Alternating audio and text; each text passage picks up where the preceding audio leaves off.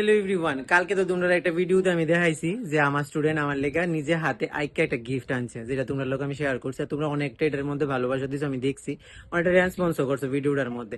তার মধ্যে আজকে সকালে একটা ভিডিও পোস্ট করছি যেটা আমি আমার আরেকটা স্টুডেন্ট মানে আমার নিজে হাতে আইকা একটা কার্ড বানাই দিছে। তো যাই হোক, দুইটা ভিডিও এমন দিছি। তার মধ্যে আমার বাইক নাও তো আমার কাছে আর্ট শিখে তেও নিজে হাতে মানে আমার লেগে গিফট রেডি করে আনছে তার মতো করে। তো চলো আমি দেখাই দেখাই অর্ণবের গিফটটা। তো চলো তোমরা আমি দেখাই হে আমারে কি গিফট দিছে এটা। তো এইদিকে দেখো, হে আমার লেগা এটা বানাইছে কালকে।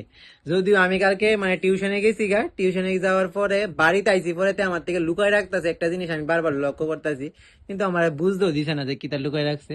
তো হে এই জিনিসটা আমার লেগা বানাইছে। যাই হোক, অনেকটা কষ্ট করে জিনিসটা বানাইছে।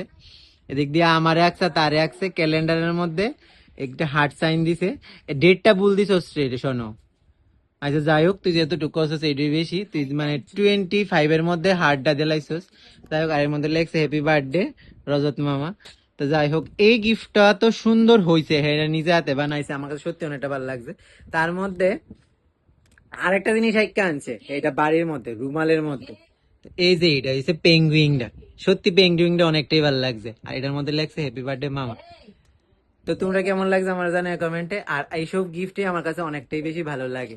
তো এই ভিডিওটা কেমন লাগলো জানাই আমার কমেন্টে। তো টাটা।